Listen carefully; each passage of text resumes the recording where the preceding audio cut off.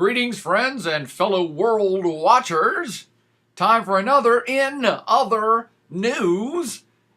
But as has been happening a lot lately, and I haven't podcasted for a while, so sorry about that. But as has been happening lately, I'm going to talk about something that actually is in the news, front and center, but from a different perspective that most folks aren't thinking about. And being the regional guy that I am, always thinking about the world regions, the news story that's caught my eye and my attention, and I think is a perhaps crucial turning point for the Middle East, is today's news that Russia has announced full on that they will be supplying Assad's Syria with an S-300 missile defense system, or systems. And this would be a significant and strategic upgrade from the antiquated air defense system that Syria currently has. Long story short, this is going to make the Syrian army, the Syrian government, the Assad government, much more powerful in terms of making sure there's no more foreign intervention from Israel, possibly from the United States. In other words, Russia declaring they're going to sell this anti-aircraft, good, modern missile defense system to Syria is going to preclude any no-fly zones from the likes of the United States or Turkey or possibly even NATO, and will discourage, I think, further attacks from the air from Israel. Israel, by the way, has promised to make sure that the parts for that could be delivered, but that system will never come into operation. They'll bomb it before it becomes into operation. So you're looking at a possible, oh wow, this particular, this S-300 system that the Ruskies have promised to deliver could cause an open conflagration between Israel and Syria. That's kind of happening already. But that's not even what I want to talk about. That's the story in the news. Why is it of great significance? Now, the U.S. press is going to say, oh, the Ruskies are terrible. They're horrific people. See, that's why we don't like them. That's why we had a Cold War with them. And Putin himself, boom, boom. This is typical anti-Americanism and Russia's evil and bad and all that stuff. Hold on, though. You know what? All that stuff could be true. I'm not one to judge. I always try to empathize. So I want to understand what's going on. And this is what the podcast is about today. A reasserted Russian role into this Middle Eastern region. A resurgent, a rejuvenated reassertion of Russia into this region. How's that for alliteration? What do I mean by that? Well, Russia has not played significantly in the Middle East as a power, as an influencer, as anything. And everybody has pretty much discounted them and said, you know what, the U.S. is the major foreign power player in the Middle East now, along with the domestic power players like Turkey, like Saudi Arabia, like the GCC, like Iran. Those are the major players, and Russia has no longer anything to do with any of this. And Russia's saying, step back. We're not out of this yet. This resurgent Russian response, I think, plays into several other things that have a bit of history behind them. I know we don't really study or understand any world history, not even our own. But I'm not defending the Russian position here, but I want you to think deeper about this story. Why would Russia be doing this? Is it just because they're bad people and they hate the U.S. or really love Assad? I don't think so. I think it's a classic kind of, hey, we're not gone yet. Russia's still here. And you know that under Putin's tutelage over the last decade, Russia has got its mojo back. We've gotten much stronger economically and politically, and indeed is what I consider a full-on world power again. And this is the type of thing that world powers do. What's that they do, John? Well, they try to reassert or assert their influence to gain strategic objectives for themselves, not only within their country, but around the periphery, the border, the edges of their country, and maybe on other sides of the planet. Whatever is best for their strategic interest if a powerful country will try to make that happen. And that, I think, is what Russia's trying to do. They're trying to reassert their role back in the Middle East to obtain objectives, strategic objectives that are good for them. Now, before we damn the Russians for doing this, what other powerful countries assert themselves or try to push their influence in other parts of the world to gain personal strategic objectives? That would be all of them. So we can't blame Russia for that. We can't blame Russia for pushing its own self-interest. Okay. Why, then, would it be in Russia's self-interest to get involved in this Syrian affair? Or I shouldn't even say that, they've been involved. Why would they continue to support the Assad regime when everyone in the West, Team West, thinks he's a bad guy dictator, myself included? Assad's a dictator now. There's no getting around that. And he is killing his own people.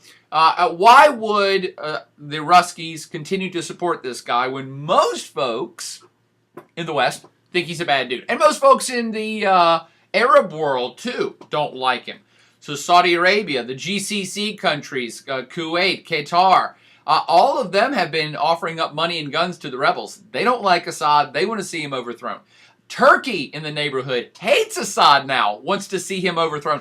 Turkey is really worried that this whole situation in Syria is going to destabilize, not just Syria, it's going to destabilize Turkey. So Turkey doesn't like him and wants him gone. Israel doesn't like Assad and wants him gone. And of course the United States, friends of all the countries I've just mentioned, don't like Assad and wants him gone. So why would the Ruskies feel it's in their self-interest to go against all these other powers?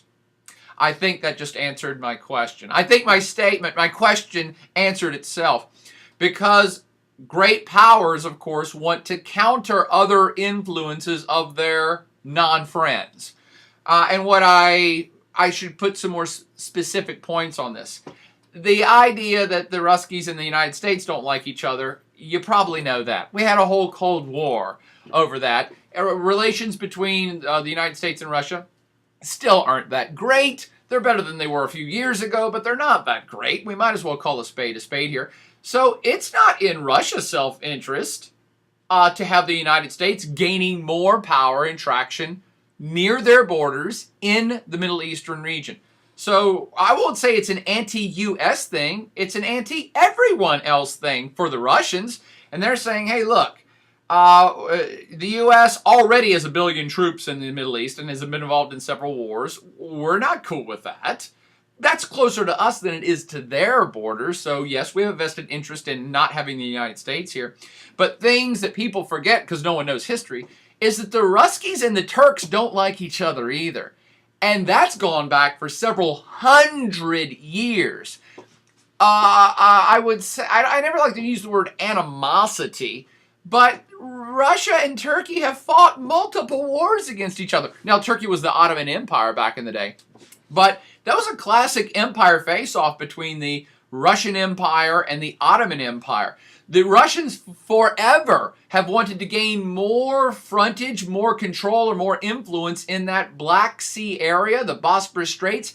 The entire Russian Navy, I think at least a sizable portion of it, is in the Black Sea. So it's always been in Russia's interest to control as much of, oh, look, there it is, the Black Sea area, which their navy's in the Crimean Peninsula right there, and the straits through Turkey to get their navy out to the rest of the world. This ain't nothing new. There's been land battles between the Ruskies and the Turks in the Caucasus areas, around the Black Sea areas. They had a Crimean War back in like 1853, a Russo-Turkish War in like 1877. This ain't new. These are not entities that are best buddies, and they never have been. So Russia's interest here is, well, Turkey hates Syria, and Syria is an old ally of ours. Of course we're going to support our old ally. We don't like Turkey that much. They've never done nothing for us.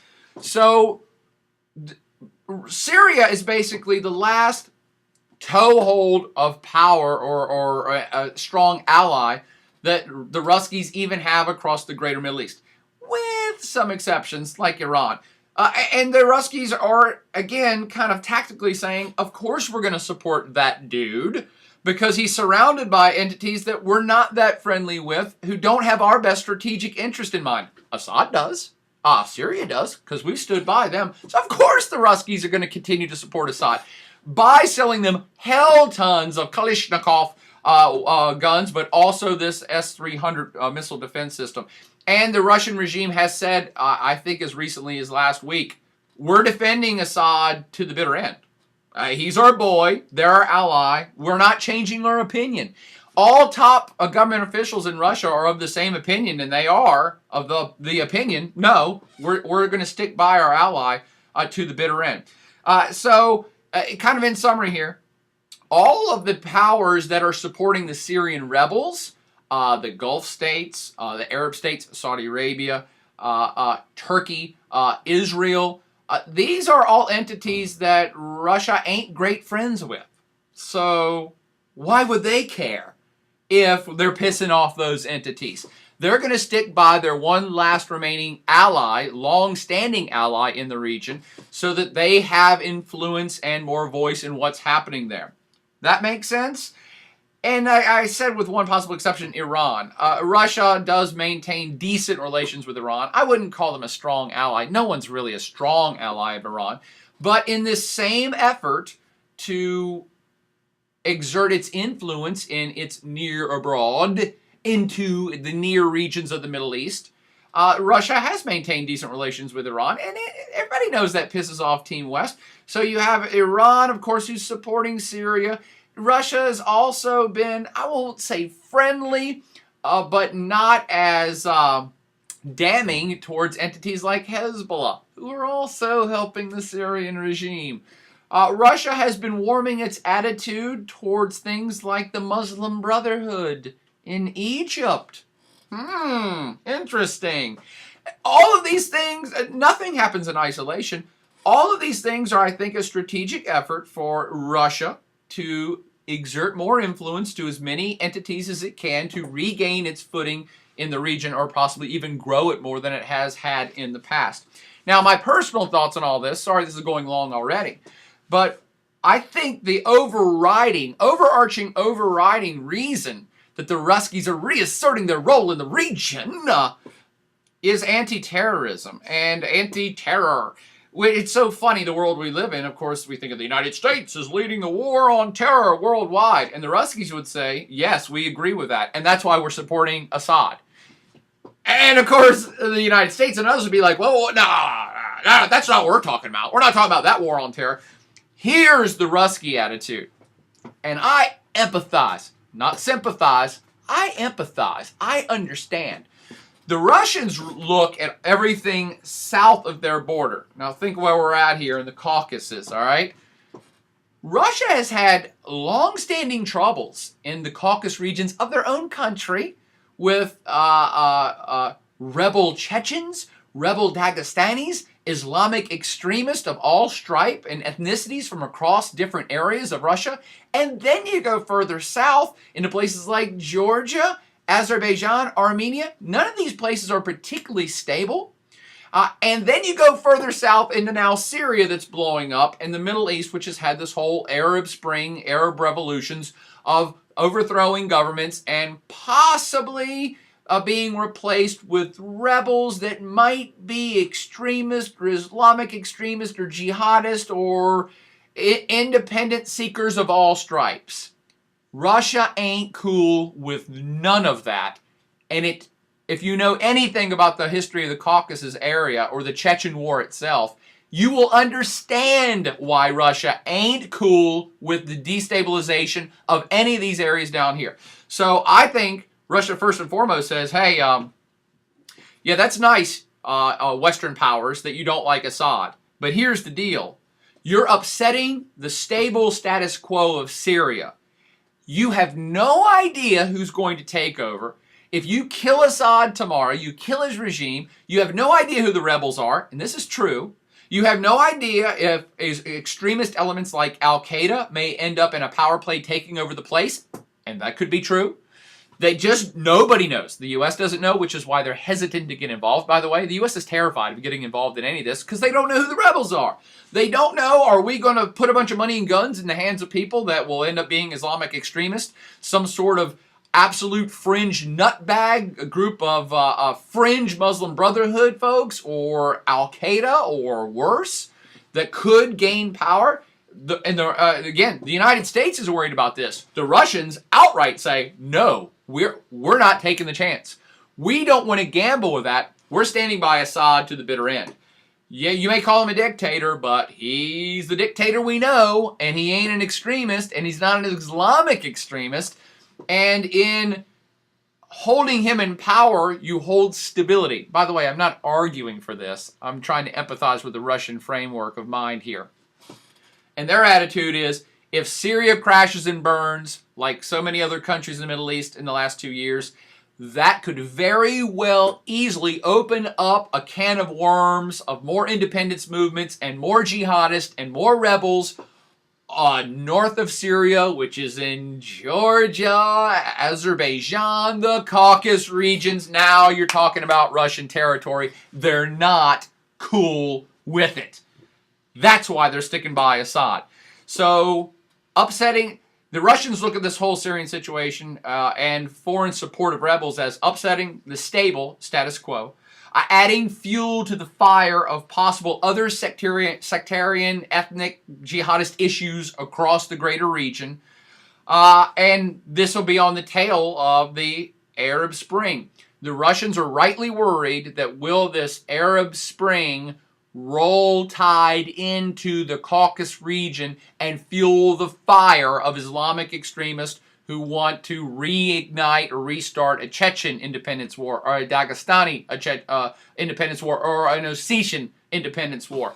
I think they have every right to worry about that. Now, again, I think Assad's a bad guy and needs to go. But I understand the Russian position, and thus the reassertion of Russian power into the region. They will continue to support Assad. They have vowed it. They will continue to associate with Iran.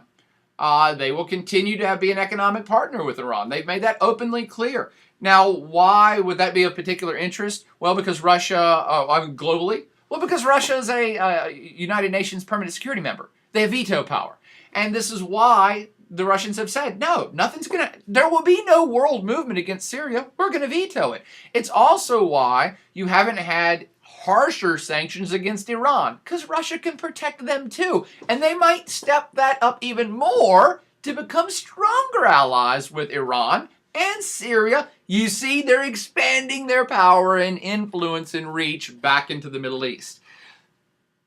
This is one that's not being reported in too many places, but the Russians are also starting to engage the Muslim Brotherhood. That's the political party. I don't consider them a terrorist group. They're a political party. There can be fringe elements that are extreme within the Muslim Brotherhood, but they're a political party in Egypt. They're a political movement in many Arab countries, and the Ruskies are starting to warm up to them, again, as a possible way to make friends and influence other things.